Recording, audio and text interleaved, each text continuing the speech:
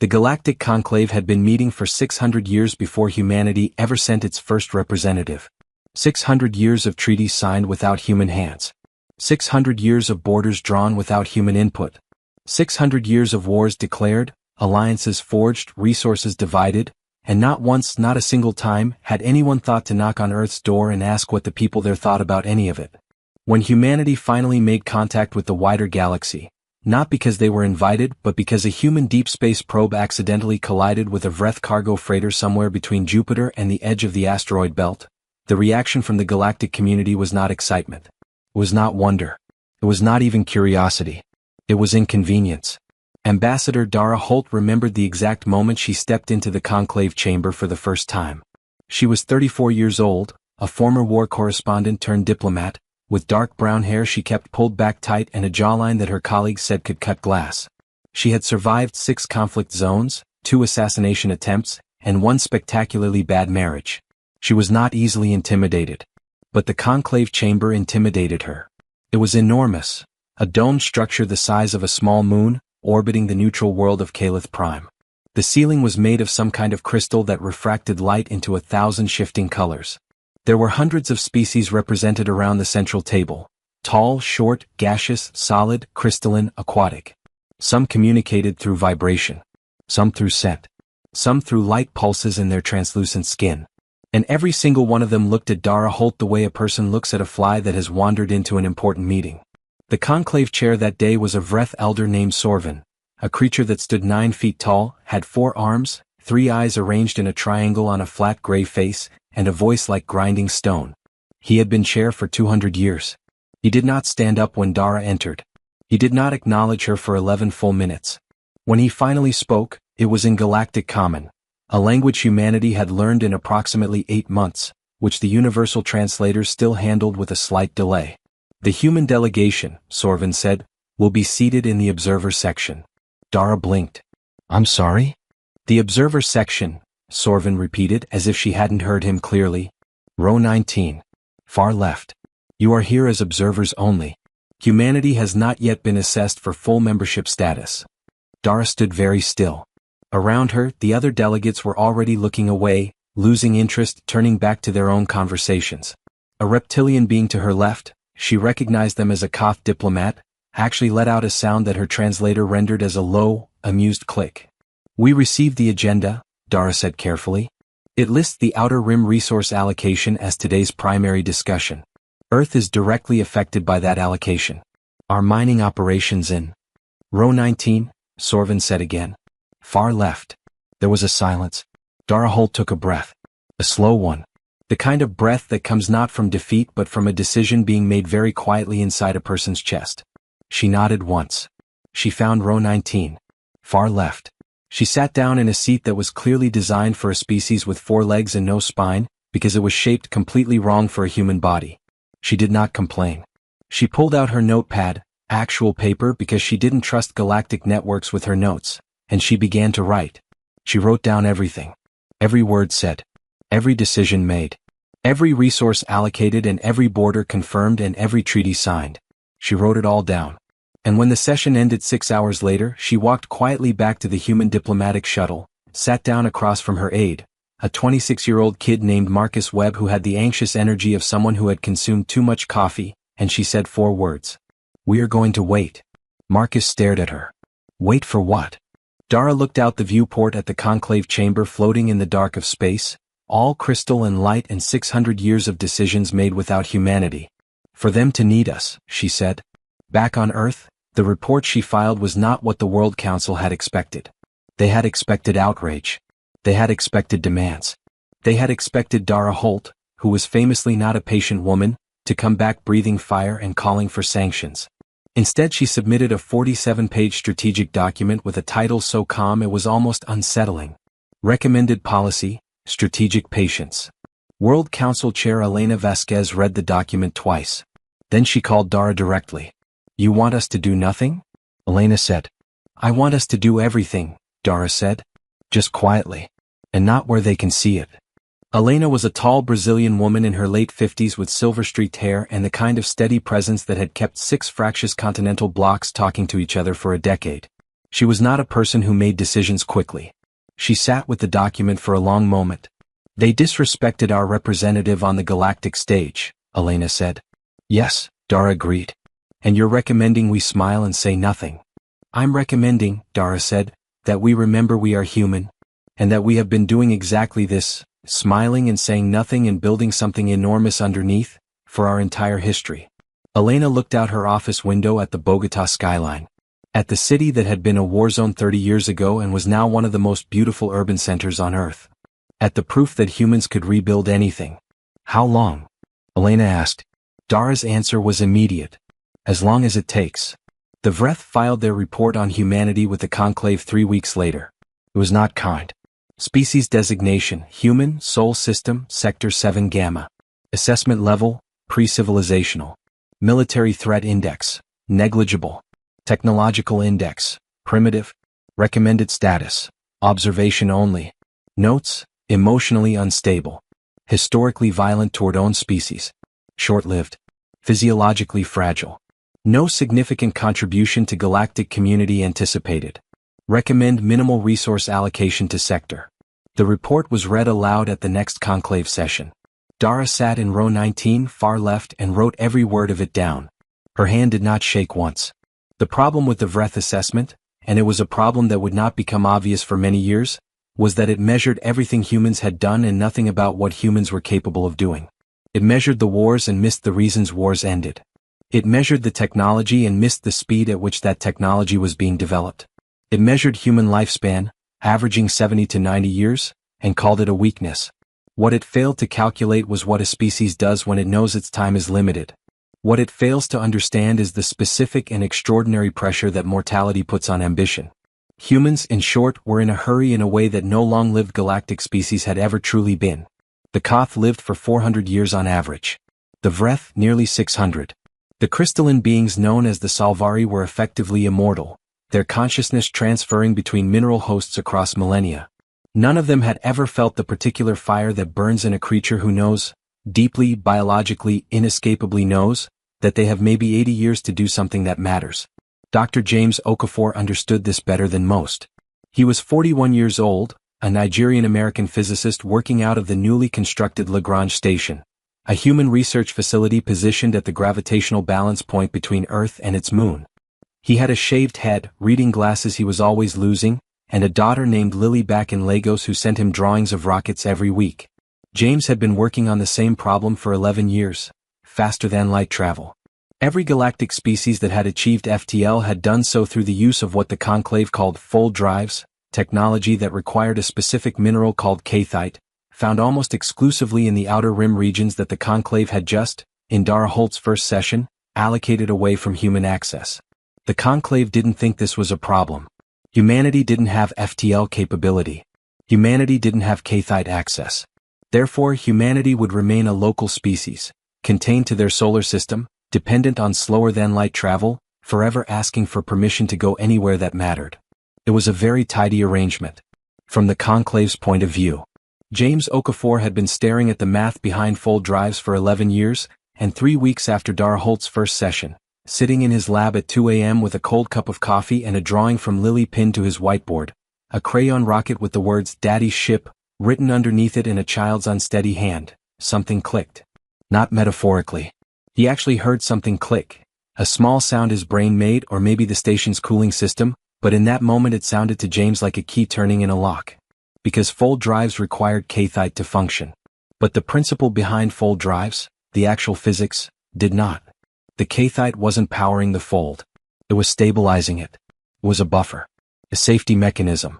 The galactic species had been so dependent on cathite for so long that they had never bothered to ask, what if you engineered a different kind of stability? What if instead of a mineral buffer, you used a computational one? A system so fast, so precise, that it could calculate and correct fold instability in real time. James looked at Lily's rocket on his whiteboard. He picked up his pen. He started writing. He didn't sleep for 31 hours. When he finally emerged from his lab, eyes red, shirt wrinkled, the cold coffee still untouched, his research partner, Dr. Sophia Reyes, took one look at him and said, "You either solved it or you've lost your mind." "Maybe both," James said. He handed her the notes. Sophia was a compact Mexican-American woman with sharp eyes and the permanent slight frown of someone who is always thinking about three things at once. She had a doctorate in quantum mechanics and a secondary degree in materials science, and she read faster than anyone James had ever met. She read for 20 minutes without speaking. Then she looked up. "James," she said. "I know," he said. "This would work without Cathite. I know. This would work better than fold drives. I know." Sophia set the notes down very carefully. "Who else have you told?" "You," James said. "And I think I should tell Ambassador Holt next."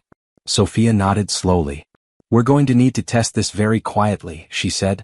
"If the conclave finds out we're developing independent FTL, they'll call it a threat," James said. "Yes, I know."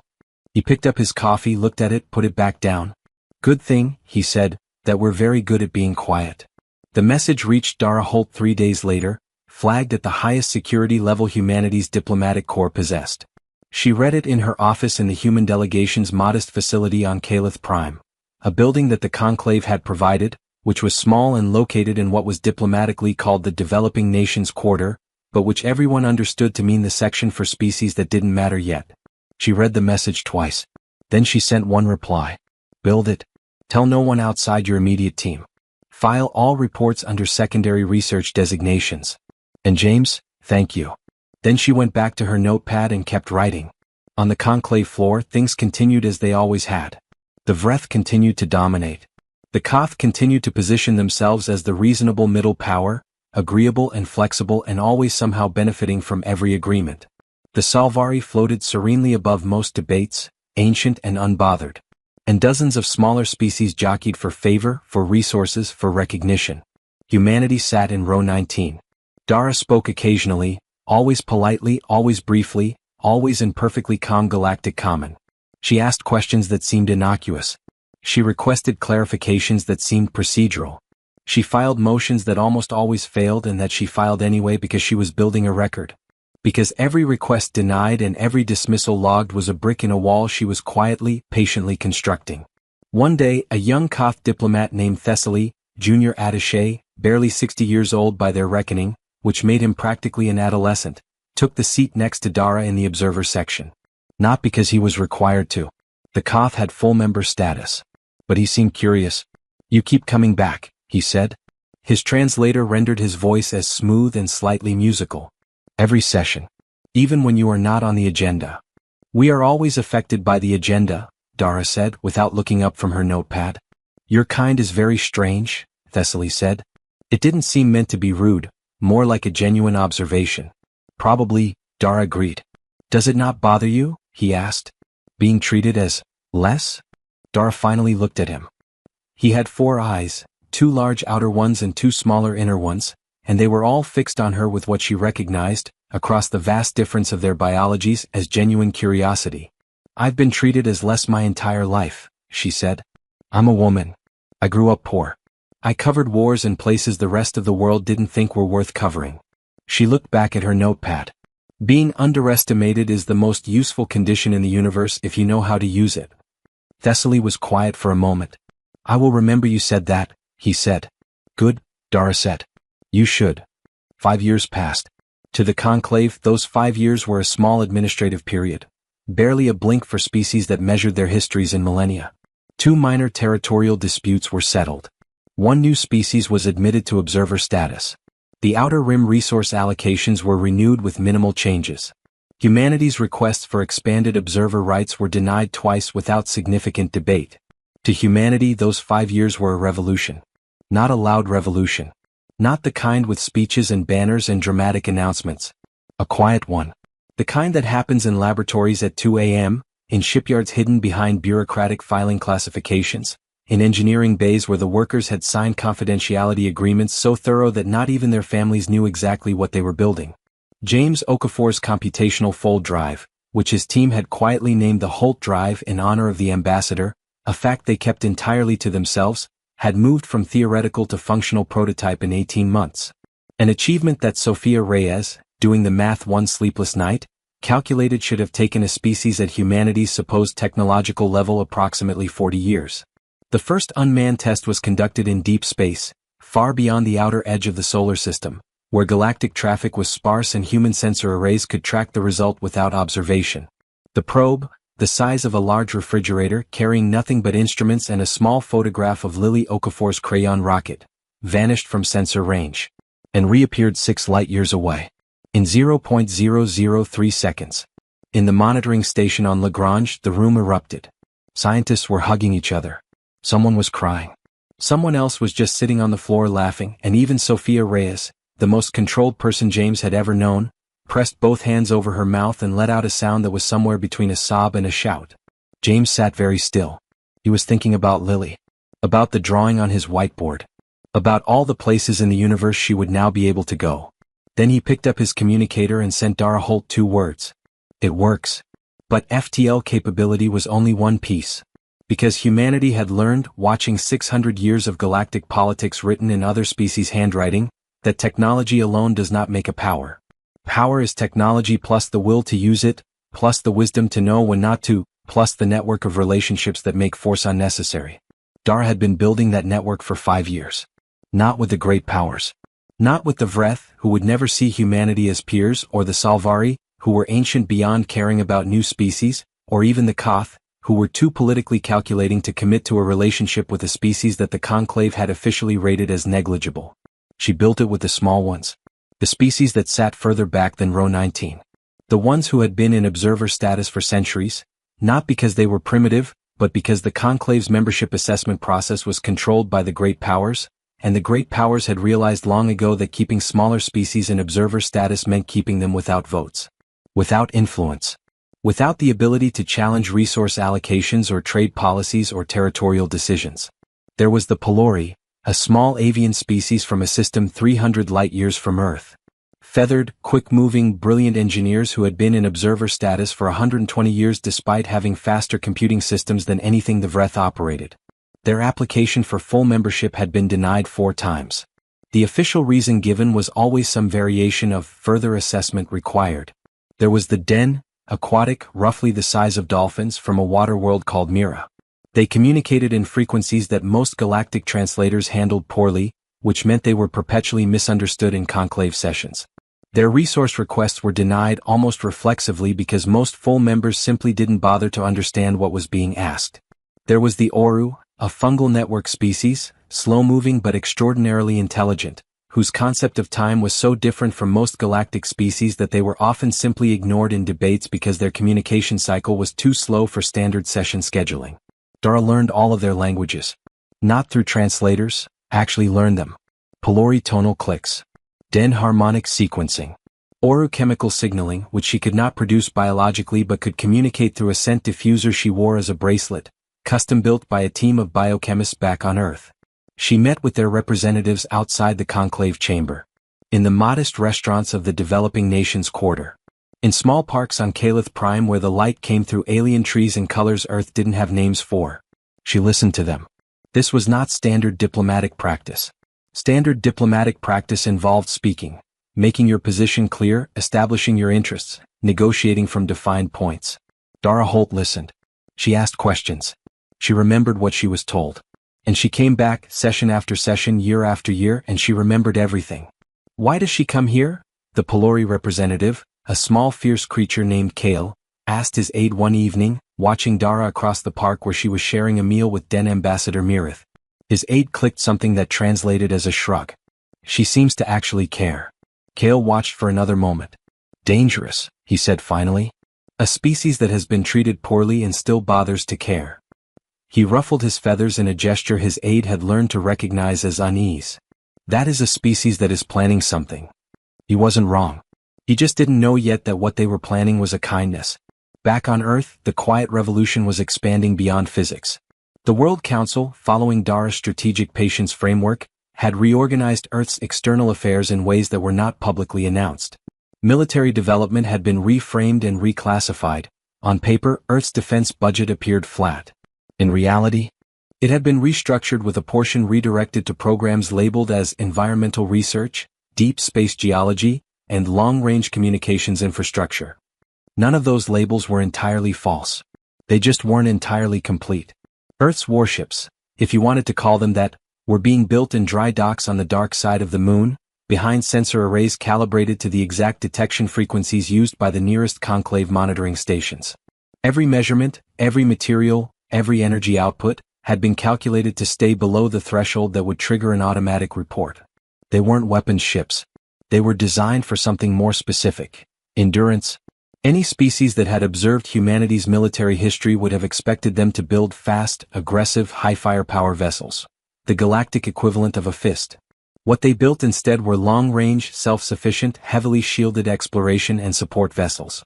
Ships that could travel anywhere with the Holt drive, stay for years without resupply, carry enormous cargo, operate with small crews, and sustain damage that would have destroyed most galactic military vessels while still functioning at full capacity. Not a fist. Something more like an outstretched hand. But an outstretched hand with the bone structure of something that had survived a very long time. The lead engineer on the shipbuilding program was a woman named Commander Rachel Torres, ex-Navy, with 2 tours in Earth's last major ocean conflict and a reputation for solving impossible problems by simply refusing to acknowledge they were impossible. She was 47, had 3 boys in school in Arizona, and communicated primarily in clipped sentences and architectural sketches.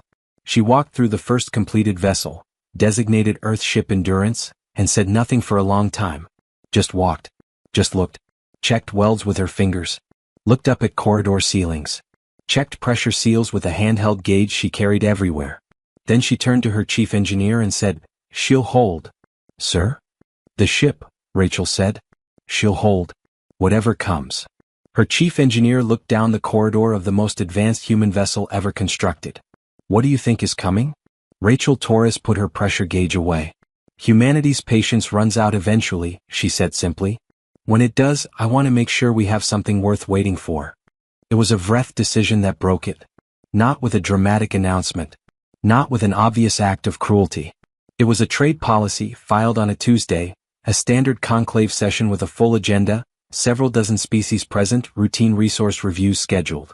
The Vreth Elder Sorvin, who had been chair for so long that junior delegates from species with short lifespans had literally never seen anyone else in that seat, introduced a motion to reclassify the asteroid belt adjacent to Sol System as Vreth Sovereign Resource Territory. The asteroid belt adjacent to Sol System was, for anyone unfamiliar with the geography, Earth's asteroid belt. The one that human mining operations had been working for 40 years. The one that provided raw materials for approximately 30% of Earth's industrial output. The one that humanity had mapped, cleared, catalogued, and developed entirely through their own labor, with their own people, over their own 4 decades of sustained effort. The Vreth had never gone near it. Their argument was simple and, by conclave law, technically valid. Humanity was not a full member. They held observer status only. Observer status did not include territorial rights under the conclave charter. The asteroid belt existed in unclaimed galactic space. The Vreth were claiming it. The motion passed. 19 species voted in favor. 4 abstained. 3 voted against. All of them species in observer status themselves, whose votes carried no official weight. Humanity's representative, who was now a young man named David Chin, because Dara Holt had come home the previous year to brief the World Council directly, raised his hand to speak. He was told he could submit a written objection. Written objections from observer status delegations were reviewed quarterly. The next quarterly review was in 4 months. David Chin sat down. He did not show what he was feeling. He had been trained by Dara Holt personally, and one of the things she had trained him to do was exactly this: to sit down and show nothing. He sent one coded message back to Earth. It happened. Elena Vasquez received the message in her office in Bogota at 3:17 in the morning. She had been expecting it for 2 years. She and Dara had discussed in exhaustive detail what the trigger event would look like, not whether it would happen but what form it would take. Both of them had understood, with the clear-eyed certainty of people who had studied the conclave long enough to know its patterns, that the Vreth would eventually make a move on human-adjacent territory. Because that was what dominant powers did. Because the conclave structure invited it. Because humanity had been sitting quietly in row 19 without pushing back for 5 years, and in the language of galactic politics, quiet compliance was often read as consent. Elena sat with the message for exactly 6 minutes. Then she made 3 calls. The first was to James Okafor. "How many ships?" 17 completed, James said. He was awake, he was always awake. 12 more within 90 days. The Holt drive, how reliable? 100% on unmanned tests. 97.4 on manned simulations. We'll hit 99 within the month. Elena wrote a number on her notepad. I want 30 ships operational within 60 days. James was quiet for a moment. Yes. We can do that. The second call was to Commander Rachel Torres. How soon can Endurance fly? She's ready now, Rachel said, and Elena could hear the pride in it. She's been ready for 3 months. The third call was to Dara Holt. Dara answered on the first ring, which meant she hadn't been sleeping either. You've seen the message, Elena said. Yes, Dara said. Is it time? There was a pause. Not a hesitant one, a precise one. The pause of a person who has thought about this moment for 5 years and wants to make sure, in the final second before it arrives, that they are thinking about it correctly. Not yet, Dara said. Elena blinked. They've taken our asteroid belt. I know. 30% of our industrial supply. I know, Elena. Another pause. Then when? Elena said. We don't respond to what they just did, Dara said. We respond to what they're going to do next. When they think we've accepted this, when they believe we've folded, they'll go further. They'll move on the outer planets. They'll propose reclassifying the entire Sol sector as a development zone, which under conclave law means open access for any full member. Elena was very still. If we respond now, Dara continued, we look reactive. Emotional. Exactly what their assessment said we were. But if we wait, if we let them make the next move, and then we respond, we look like something else entirely. What? Elena asked. Dara's voice was very quiet. Very even. We look like something that has been waiting, she said. And there is nothing in this universe more frightening than a species that has been waiting and finally decides to stop. They didn't wait long. The Vreth, emboldened by the asteroid belt decision and the absolute silence from the human delegation, submitted a new motion 8 weeks later. Motion 7741C, reclassification of Sol sector as galactic development zone. Under this motion, the entire Sol system, including Earth's moon, Mars, where humanity now had a colony of 6,000 people, and every other body in the solar system, would be open to resource extraction by any full conclave member. Earth itself would be classified as a protected inhabited world, which sounded kind until you read the footnotes, which specified that protection meant full members could not remove the population but could access all non-inhabited surface and subsurface resources. Basically, they could mine Earth. They just had to leave the humans standing on it. The motion was scheduled for vote in 6 weeks. Dara Holt boarded a ship for Calith Prime the next morning. She had been home for 11 months. She had spent those months doing exactly 3 things. Briefing the World Council, visiting her sister in Portland, and having very long conversations with a man named Thomas who ran a small bookshop and who had, in the months before she left, started looking at her the way people look at something they're not ready to lose. She told Thomas she had to go. He nodded. He had always known this was going to happen. He handed her a book, a small one, worn paperback, Meditations by Marcus Aurelius, and said, for the long flights. She put it in her jacket pocket. She didn't cry until she was on the shuttle and the lights of Portland were small and far below her. Then she stopped crying, opened the book, and started reading. She was going back to row 19. But not for long. The day Dara Holt returned to the conclave, she did not go to row 19. She walked into the chamber as she always had, alone, in her standard diplomatic attire, the notepad under her arm. She nodded to the security staff. She nodded to the clerk who managed session records. She found her seat. Row 19. Far left. She sat down and arranged her things exactly as she always did. Notepad open. Pen ready. Expression composed. What no one in that chamber knew, what no monitoring system had detected, what no intelligence report had flagged, was that at this precise moment, 30 Earth ships had just exited Holt Drives at 17 different locations around Calith Prime. Not in orbit. Not visible on approach. Not broadcasting any signals. Just there. Sitting quietly in space. Not threatening. Not demanding. Not doing anything that required an immediate response. Just there. Rachel Torres commanded the Endurance from the bridge, a cup of actual coffee in her hand, the real stuff from a small farm in Colombia, because she had decided that if this was going to be a historic moment, she was going to drink good coffee during it. All ships in position? She asked. Her communications officer, Lieutenant J. Park, 28 from Seoul by way of Houston, who had joined the program straight out of the Aerospace Academy, checked his board. All 30, Commander. Silent running. No active sensors. No weapons hot. Good, Rachel said. She sipped her coffee. Keep it that way. We're not here to scare anyone. Then what are we here for? Jay asked. He was young enough that the question was genuine. Rachel looked out at the stars around Calith Prime, the crystalline conclave chamber visible in the distance, refracting light the way it always did. We're here so the ambassador doesn't have to sit in row 19 anymore, she said. Inside the chamber, the session had begun. Sorvin was in the chair as always. The agenda moved through its preliminary items: procedural motions, attendance confirmations, reading of the previous session's minutes. Motion 7741, C was listed as the day's primary item. Dara waited. When the time came, when Sorvin said in his grinding stone voice, "The conclave will now consider motion 7741C, the reclassification of the Sol sector as Galactic Development Zone," Dara stood up. From row 19. Far left. "Point of order," she said. Sorvin looked at her. The room looked at her. She was, to virtually every being in that chamber, the same unremarkable human diplomat who had been sitting in that row for 5 years, writing things in a notepad, occasionally asking procedural questions that went nowhere. Observer status delegations, Sorvin said, do not have floor rights during primary motion consideration. I'm aware of the charter, Dara said. Section 12, Clause 4. Any observer delegation may request floor rights during a motion that directly affects its home territory, with the seconding of 3 full members. Sorvin stared at her. I have 3 seconds, Dara said. The chamber was very quiet. Kale, the Pelori representative, raised his hand. He had full member status.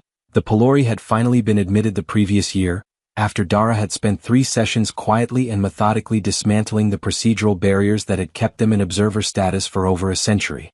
Mirith, the Den ambassador, raised a fin.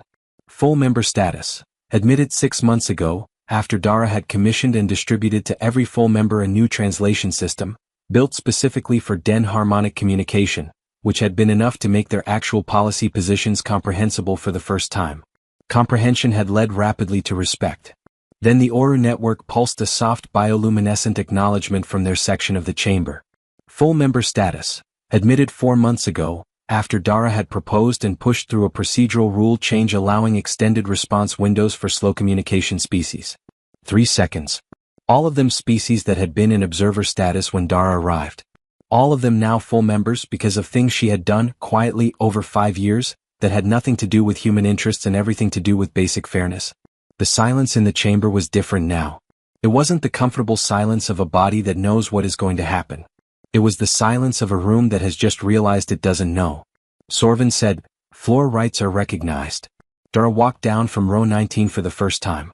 She walked all the way to the center of the chamber, to the speaking floor, the circular space that only full members ever used, and she stood there and she looked out at 600 years of galactic power that had never, not once, taken her seriously. She let the silence hold for exactly 5 seconds. Then she said, "My name is Ambassador Dara Holt. I represent the people of Earth, and I am here to inform this body that effective immediately humanity is withdrawing its observer status application." The murmur that went through the chamber was something her translator couldn't quite capture. It was too many overlapping species reactions at once. Confusion. Surprise. And, from the Vreth section, something she recognized even through the translator's imperfect rendering, the beginning of satisfaction. They thought she was quitting. "We are not withdrawing from the conclave," Dara continued. "We are informing the conclave that we are no longer applying for observer status because we are no longer willing to be observers." She opened her notepad to the last page. Humanity is hereby applying for full membership. Under Charter Section 7, a full membership application must be considered within 90 days of submission and cannot be tabled more than once. She looked up. "We have all the documentation ready. We have had it ready for 2 years. We were waiting for the right moment to submit it." Sorvin leaned forward. "A membership application requires demonstrated technological independence, FTL capability, and—" "Yes," Dara said. "We have all of those things." The chamber was very still. "Show us," said a Koth delegate from the main floor. Not Thessaly, a senior one. Skeptical, flat voice. Dara reached into her jacket pocket. Next to Meditations by Marcus Aurelius, she carried a small communications device. Standard human diplomatic tech, nothing that had ever drawn attention. She pressed a button. On the chamber's main display, the enormous crystal screen that showed space around Calith Prime, 30 blips appeared simultaneously. 30 human ships, decloaking from silent running, arranging themselves in a slow, deliberate formation around the station. Not a threatening formation. Not weapons aimed, not shields raised. Just present. Visible. Undeniable. There in the darkness like stars that had always been there, patient, waiting to be seen. The chamber did not erupt. It went more still. The particular stillness of many different species, with many different biologies and many different threat response systems, all arriving at the same conclusion simultaneously. These people have been building. This whole time they have been building. Those are FTL-capable vessels, said the Koth senior delegate. It was not a question. Yes, Dara said. Full drives? No, Dara said. Something better. We call them Holt drives. They're faster than full drives by a factor of approximately 3, and they don't require Kathite. The Koth delegate went very still. Because the Koth controlled most of the Kathite trade routes. Had controlled them for 200 years. Had built an enormous portion of their economic and political leverage on the fact that without Kathite, you couldn't travel fast, and without fast travel, you couldn't be a power. That's not possible, the delegate said. And yet, Dara said, here we are. She looked around the chamber. I want to be clear about something, she said. Her voice had not changed. It was the same calm, measured tone she had used from row 19 for 5 years. The tone that some in the chamber had interpreted as meek, as resigned, as the voice of a species that had accepted its place. We are not here to threaten anyone. We are not here to demand anything that isn't ours. We are applying for full membership because we have met every requirement, and we have met them while sitting in row 19, writing things in a notepad, being told our written objections would be reviewed quarterly. She paused. We are here because our asteroid belt, the one that humanity mapped, developed, and operated for 40 years, was voted into Vreth territory 2 months ago by a body we had no voting rights in. And we are here because 8 weeks after that, a motion was submitted to open our solar system to extraction by species who have contributed nothing to it and whose only qualification for access is that they hold a category of membership that this body has systematically blocked us from achieving. She was looking directly at Sorvin now. We have been patient, she said. We have been patient in a way that I think this body did not expect and perhaps did not believe was possible from a species your own assessment described as emotionally unstable and historically violent. She put the notepad down on the speaking floor. We have not been violent. We have been watching. We have been learning. We have been building. And now we are here and we are asking one final time to be treated as equals. The silence was extraordinary. Sorvin spoke. His voice was very controlled. You said you are asking. One final time. Yes, Dara said. And if the answer is no? Dara Holt looked at the 30 ships on the main display. She looked at the Pelori ambassador and the Den ambassador and the soft pulsing light of the Oru. She looked at young Thessaly, who was sitting at the Koth table now with the expression of someone watching history happen and wanting to be on the right side of it. She looked back at Sorvin. Then we will leave, she said. All of us.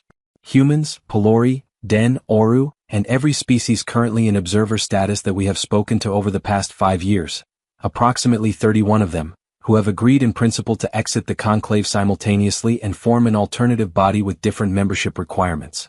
One that doesn't require the approval of the species who benefit most from excluding you. The chamber broke. Not into chaos. Into the specific, controlled explosion of hundreds of species all reacting at once. A wall of sound that the translator in Dara's earpiece could not fully process, rendering it as a kind of overlapping tide of alarm and calculation and, from some corners, something that sounded almost like wonder. Because this was the thing about humanity that no assessment had captured. They had not just been building ships. They had not just been building drives. They had been building something that no military force, no technological achievement, no act of aggression could have built. They had been building friends. Sorvin called a recess. 20 minutes.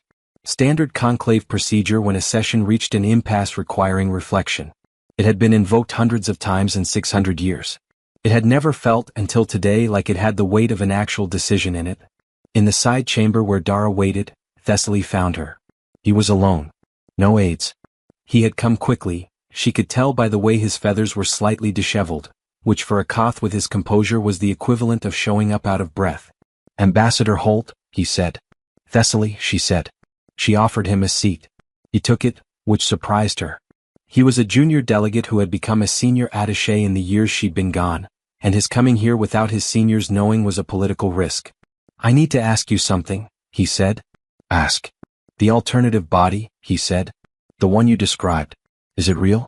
Is it genuinely already organized? Dara looked at him for a moment. Does it matter? For my decision, yes. She studied him. He had always been the one Koth diplomat who had treated her as worth paying attention to, who had sat next to her in row 19 and asked questions, who had, she suspected, spent the past 5 years watching her work and coming to conclusions that his seniors had not. It's real, she said. We have 31 observer status species in preliminary agreement. We have a charter drafted. We have a location selected for the founding session. She paused. We hoped we wouldn't need to use it. Thessaly was quiet. Then, the Koth benefit significantly from Kathite trade. Yes, Dara said. If Kathite is no longer required for FTL travel. That's correct, Dara said. Then our leverage changes. Considerably, Dara agreed. Thessaly looked at his hands. Koth hands were four-fingered, slender, built for fine manipulation. My seniors believe the Vreth will push through the soul sector motion and that humanity will protest and eventually accept. They're wrong, Dara said. I know, Thessaly said. I've been trying to tell them. They do not listen to junior attaches. He looked up. But they might listen to full member species who vote against the motion. Dara was very still.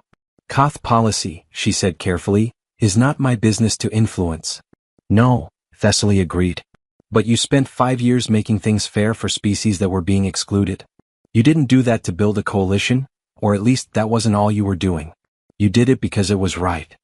He looked at her directly, all 4 eyes. I have been watching you for 5 years, Ambassador. You are the most honest diplomat I have ever seen. And I think you would tell me right now, honestly, if the vote goes against humanity today, do you use the 30 ships? The silence held. No, Dara said. We leave. We build the alternative body. And in 20 years, when it's larger and stronger than the conclave, we invite the conclave to join us. Thessaly stood. Then you will win, he said, whether you win today or not. He smoothed his feathers. I am going to speak to my seniors. He left. Dara sat alone in the side chamber with Marcus Aurelius in her pocket and her empty notepad on the table. She thought, 11 years ago, James Okafor saw a crayon rocket and solved faster-than-light travel.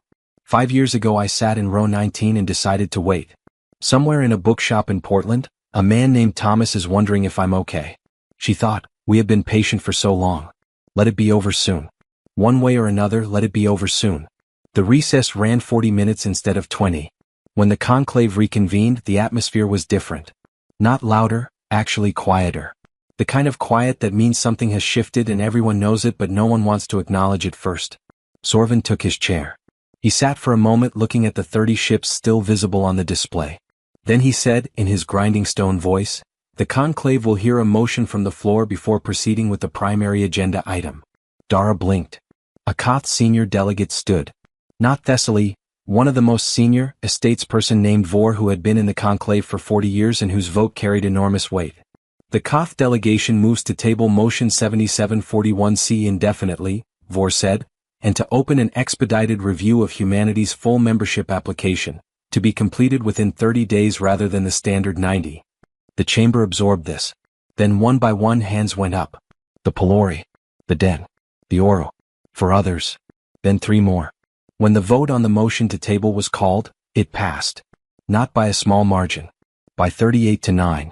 Sorvin looked at the result for a long time. Then he looked at Dara Holt, who was still standing on the speaking floor, still holding her notepad, still wearing the same calm expression she had worn in row 19 for 5 years.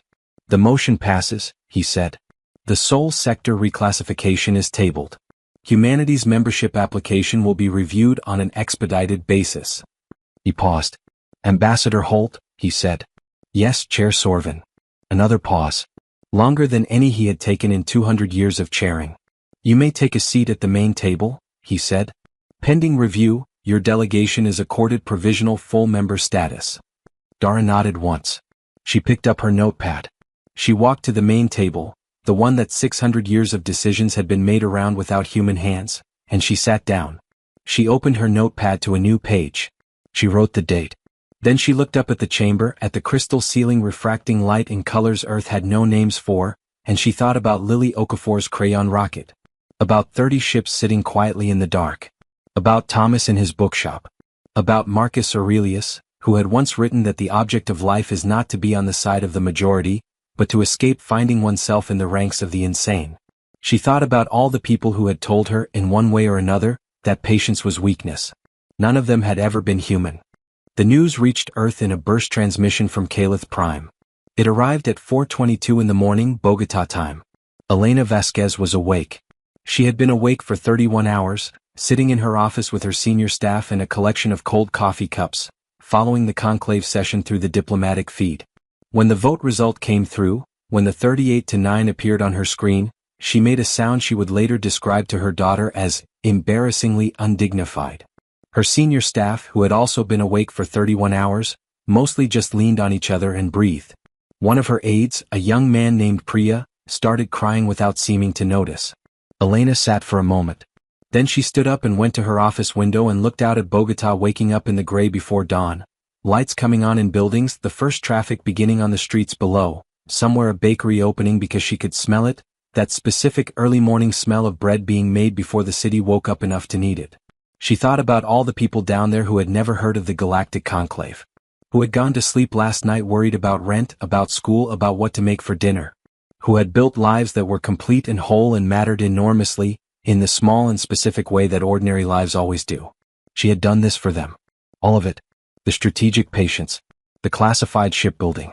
The 5 years of Dara sitting in a chair that was the wrong shape for a human body and writing everything down in a notepad. She had done it so that the people in those buildings, the ones who smelled the bread and hadn't thought about the stars since they were children, would have a future that didn't belong to someone else. Her communicator buzzed. A text from James Okafor. Lily says she wants to be an ambassador. I told her she should be. J. Elena smiled. She typed back, tell her the good news travels faster than light now. On Lagrange Station, James Okafor sat in his lab in front of the whiteboard where Lily's rocket had lived for years. The drawing was worn now, the crayon had faded, and the edges were soft from being handled and repinned so many times. He'd replaced the tape once. He should probably take it down, get it framed. He didn't take it down. Sophia came in with actual coffee, not station coffee, not cold coffee, but proper coffee she'd been hoarding from a care package her family had sent. She put a cup down in front of him without saying anything. He took it. Sip. Holt drives, he said. Yes, Sophia said. She sat across from him. They named them after her. She doesn't know that yet. She will. Sophia looked at the whiteboard. You know this is just the beginning. The drive, the ships. This is year one of something very long. I know, James said. It doesn't bother you? That we may not live to see where it goes. James thought about that. He thought about the 80-year human lifespan that the Vretha's assessment had called a weakness. He thought about the specific fire that burns in a creature who knows its time is limited. He thought about everything humanity had built, always, in the knowledge that the builder would not see the building finished. We built cathedrals, James said finally. Sophia looked at him. Humans, he said. Hundreds of years ago. We built cathedrals that took 200 years to finish. The people who laid the first stone never saw the ceiling go up. The people who painted the ceiling never knew who dug the foundation. He looked at Lily's rocket. We have always been a species that builds things larger than one life. Sophia was quiet for a moment. That's beautiful, she said. Don't tell anyone, James said. It'll ruin my reputation as a physicist. Sophia laughed. Which was rare enough that James counted it. Rachel Torres received the news on the bridge of the Endurance. She had been drinking her good Colombian coffee and watching the stars around Calith Prime on the view screen when Jay Park turned from his console and said very quietly, Commander. The vote passed. Rachel did not stand up. She did not cheer. She sat in her command chair and looked at the conclave chamber in the distance, crystal and light, 600 years of decisions. How many of our people know? She asked. Bridge crew heard it when I did, Jay said. Good. She set down her coffee. Jay, get me ship-wide. He opened the channel. Every speaker on every deck of every one of the 30 ships. Rachel Torres took a breath. This is Commander Torres, she said. The conclave vote has passed. Humanity has been accorded provisional full member status, effective immediately. She paused. You are the crew that made this possible. Not just today, every hour you spent building, every simulation you ran, every night you slept on a cot in a shipyard and told your family you were doing geological research. You made this possible. She looked out at the stars. We are going home, she said. And then we are going everywhere else. She closed the channel. Then, alone on the bridge with her crew, she raised her coffee cup. No one else had coffee. They raised whatever they had: water bottles, tablets, a pen, one engineer in the back who raised an empty hand because he'd already finished his water. It didn't matter. HFY, Rachel said quietly, a phrase she'd picked up from a human culture briefing, one of hundreds she'd studied, trying to understand all the people she was flying for. From now on for me. From now on for all of us. The 30-day expedited review was not without opposition. The VREF, to no one's surprise, contested every section of the membership application. They raised procedural objections. They demanded independent verification of the Holt Drive's capabilities.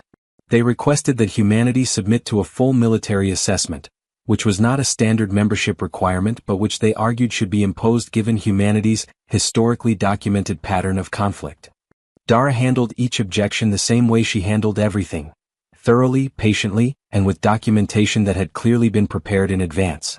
For the Holt Drive verification, she invited a panel of conclave scientists, including VREF scientists, to Lagrange Station to observe a demonstration.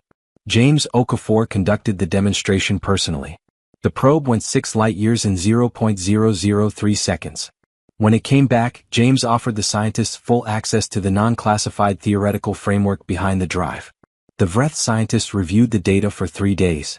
Their lead scientist, a young VREF who appeared to be, though it was hard to tell, genuinely excited by what she was looking at, submitted her report to Sorvin with a notation that was not required but that she seemed compelled to include: "This is an elegant solution. The stabilization computation is... We did not think of this. We have been using Cathite for 1200 years and we did not think of this." For the military assessment request, Dara submitted a counter-motion noting that no other full member had ever been required to undergo military assessment as a condition of membership. The motion passed, narrowly, but it passed. The assessment requirement was dropped. For the procedural objections, Dara simply sat at the main table and answered them one by one, in the same unhurried voice, for as long as it took. On the 28th day, Sorvin called the final session. The chamber was full. Species that rarely attended routine sessions had shown up. Thessaly was there, seated behind the Koth senior delegation, watching with all 4 eyes. Sorvin read the review committee's findings. Humanity met the technological requirements. The Holt Drive constituted independent FTL capability. Humanity met the diplomatic requirements. Their network of relationships with observer status species constituted demonstrated engagement with the galactic community. Humanity met the stability requirements. Their governmental structure, while different from most galactic systems, showed sufficient continuity and accountability. Humanity met the peaceful intent requirements. Despite possessing military capability, they had not used it, threatened to use it, or positioned it aggressively at any point during the review period.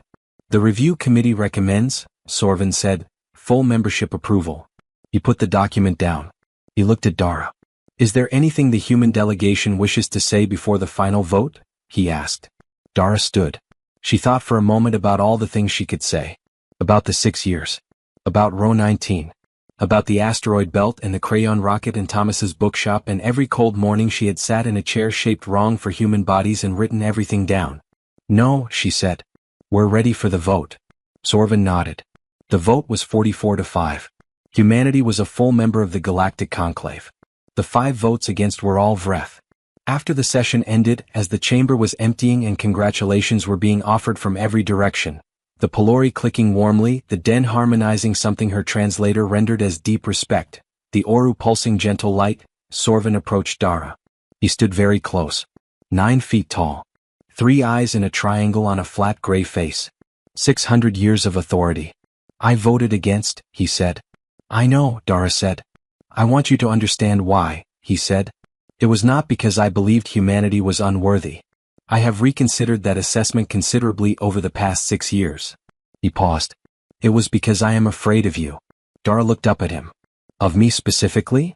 "Of your kind," Sorvin said. "You are young. You are angry even when you do not show it. You are angry. You have had things taken from you and you have said nothing for a very long time." He looked at her steadily. "I have been in this chamber for 200 years. I have seen species rise. I have seen what happens when a species with grievances finally has power." Dara held his gaze. "What happens?" "Usually," Sorvin said, "they do to others what was done to them." The chamber was almost empty now. Just the 2 of them and the crystal ceiling and the light. "I was afraid of that," Sorvin said. I am still afraid of that. I voted against because I am afraid of what humanity will do with a seat at this table. Dara was quiet for a long moment. Can I tell you something? She said. Yes. I'm afraid of that too, she said. Every day. I'm afraid that we'll get this seat and in 50 years we'll be exactly what you were to us. That we'll have our own row 19. She paused. That's why we spent 6 years building friendships with the species who don't have power yet, before we had power ourselves. Because it's easy to be kind when it doesn't cost you anything. We wanted to practice when it was hard.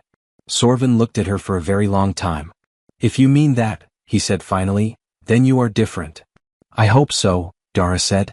We're trying to be. She put out her hand. It was a human gesture, one that many galactic species had by now learned to recognize. Sorvin looked at it for a moment. Then he extended one of his 4 hands and took hers. Not a comfortable grip. Not a natural one. But a real one. The world changed. Not all at once. Not dramatically. Not in the way that stories sometimes tell it, where there is a single triumphant moment and then everything is different. It changed the way humanity had always changed things. Slowly at first and then very fast, and then in ways that no one had predicted because the predictions had been made by people who didn't know what humans were capable of when they were finally, genuinely, allowed to try. The first thing Dara did with full voting rights was move to restore the Sol Sector asteroid belt to human operation. The motion passed. No drama. The second thing was to propose a reform to the observer status pathway, a new set of criteria that prioritized demonstrated capability and community contribution rather than existing member approval. The reform passed after a month of debate. 14 species in observer status had their applications fast-tracked. Within 2 years, 11 of them were full members. The third thing was to invite the Vreth Science Council to a joint research program on Holt Drive technology. This surprised everyone, including Sorvin. James Okafor led the program. The Vreth scientist who had written the notation about elegance. Her name was Vethiz and she was, James suspected, the most brilliant person he had encountered in any species, was her delegation's representative. They argued constantly and productively. The program produced 4 significant advances in FTL theory within 18 months, all of them co-credited to human and Vreth researchers. Caro, Vethiz said one day during a break between sessions. She had picked up human words quickly, faster than James had picked up Vreth. This word you use sometimes. Caro. What does it mean? James thought about it. It's complicated, he said. It means something like, let's do this but also, I trust you, and also, what comes next. It's the word you say when you're moving forward with someone. Vethiz processed this. Your language is strange, she said. Probably, James agreed. But that is a good word, she said. To move forward with someone. She looked at the equations they had been working on. Caro then. Caro, James said. Rachel Torres got command of a deep exploration mission 2 years after the conclave vote. The Endurance, plus 4 sister ships, each with mixed human and allied species crews, launched from Lagrange Station on a Tuesday in late April, which was a very ordinary day on Earth and an extraordinary one everywhere else. Lily Okafor, who was now 12 and had recently decided she wanted to be a physicist rather than an ambassador, though she kept both options open, sent a drawing for the mission. Not a crayon rocket this time, a proper pen and ink diagram of a Holt drive, annotated with her own calculations, which were not correct but were, according to Sophia Reyes who had been shown the drawing and taken it very seriously, surprisingly sophisticated for a 12-year-old. James had it framed and hung it in his office at Lagrange next to the crayon rocket. Both of his daughters, he thought, sent in their drawings. Rachel took the mission orders and put them in the front pocket of her flight jacket. She stood on the bridge of the Endurance with her crew assembled, looked at the view screen showing the Earth and Moon behind them and the galaxy ahead. I've been trying to think of the right thing to say, she told them. Commanders are supposed to say something important at moments like this. She paused. But the truth is we've already said everything that matters. We built it. We waited.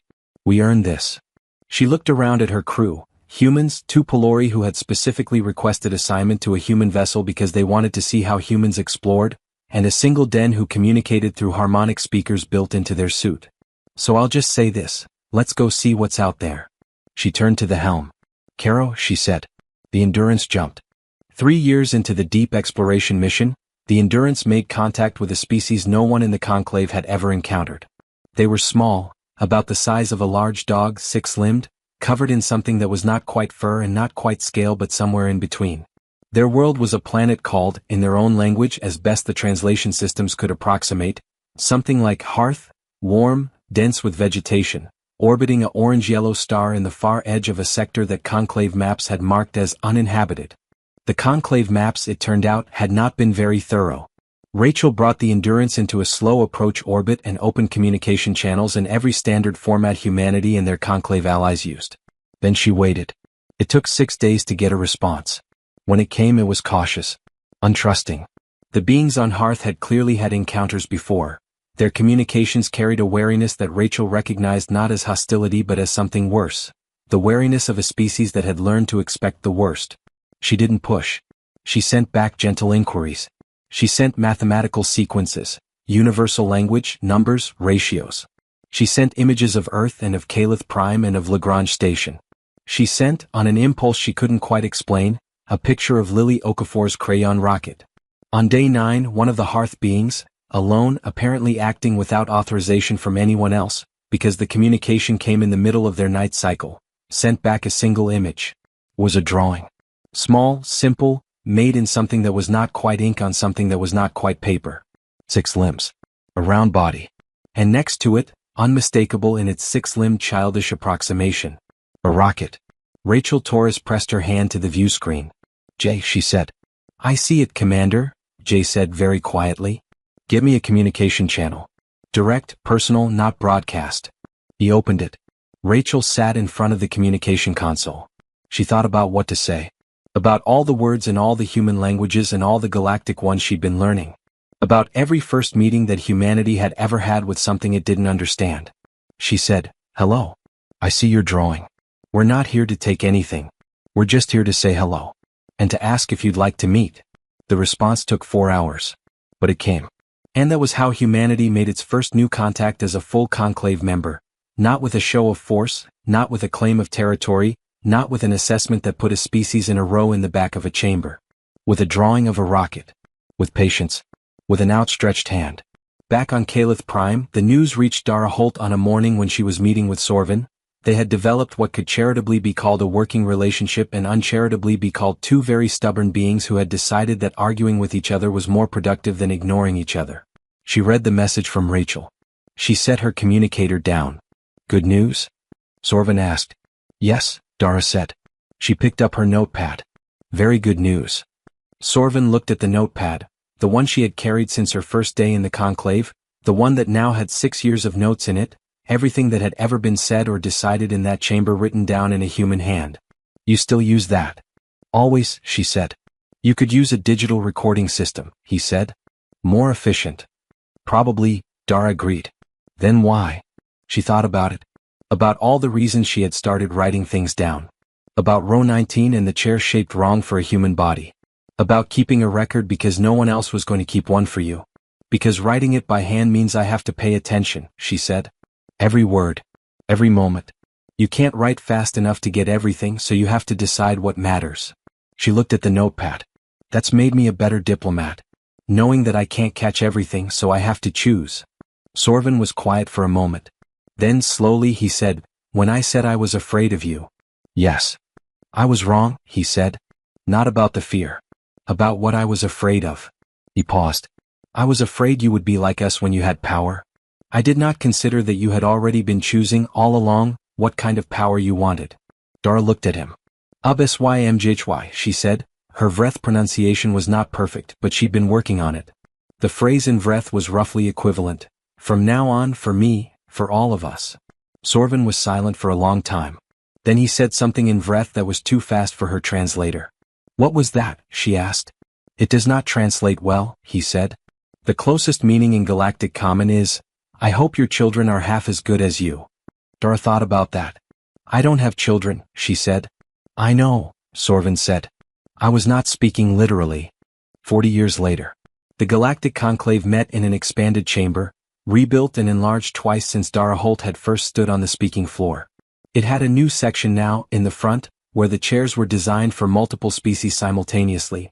Some had adjustable configurations, some had environmental controls for aquatic or gaseous beings, some were, and this had been a human suggestion pushed through by the human delegation 5 years after full membership, actual comfortable chairs, Designed by a team of ergonomic engineers who had spent an alarming amount of time thinking about what it meant to sit in a room for 6 hours.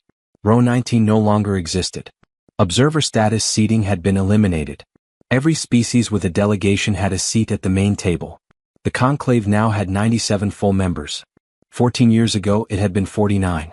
The growth was due entirely to the reformed membership pathway, the one Dara had proposed in her first week with voting rights, and to the fact that human exploration missions had, over 4 decades, made contact with 31 new species and extended membership invitations to every one of them. Not all had accepted. 7 had declined and maintained independent status. Humanity had respected that without comment, maintaining trade relationships and keeping communication channels open, because that was what you did. The current conclave chair was a Pelori, a fierce, quick-moving being named Esali, granddaughter of Kale, who had been in the conclave since before Dara arrived. She had been elected chair 2 years ago, the first non-major power species to hold the position in 300 years. She ran a very good meeting. Dara Holt was 74 years old. She had retired from active diplomacy 8 years ago, after a career that had lasted 4 decades, and that was, by almost any measure, the most consequential diplomatic career in human history.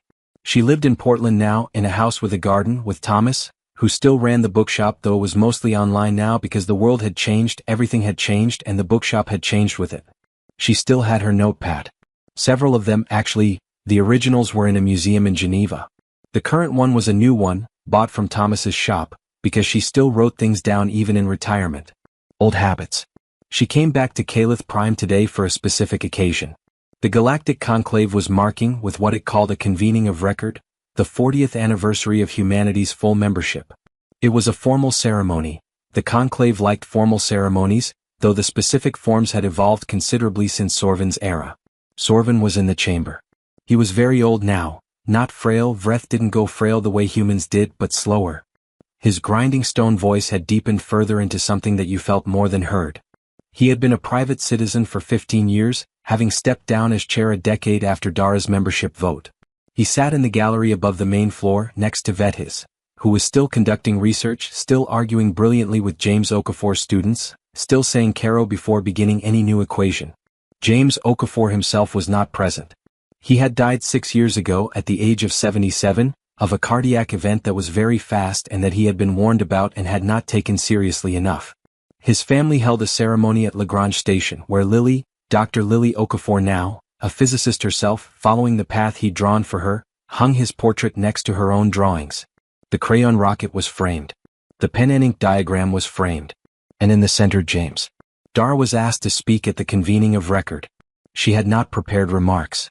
She had a notepad and a pen, but she didn't open it. She stood at the center of the chamber, the same spot where she had stood 40 years ago, when 30 ships had appeared on the display and she had said, in her quiet steady voice, "We are no longer willing to be observers." She looked out at 97 full-member delegations. At species in chairs that were finally comfortable. At the Pelori chair and the Den delegation and the Orus gentle light. At Vethis, who raised a hand in acknowledgement. At young diplomats, human and otherwise, who had not been born when she sat in row 19. She looked at Thomas, who was in the gallery, white-haired now, still with the same expression she had first fallen in love with, the one that said, "I am paying attention to you specifically, out of all the things in the world." She thought about what to say. 40 years. 30 ships. A crayon rocket. A notepad. She thought about every decision made without human hands. Every border drawn without human input. Every chair shaped wrong. Every written objection reviewed quarterly. She thought about what Sorvin had said, "I was afraid of what humanity would do with a seat at this table." She thought about what humanity had done. She said, "I was told once, before I ever came to this chamber, that patience was weakness. That a species that didn't push back immediately, loudly, and with force was a species that had accepted defeat." She paused.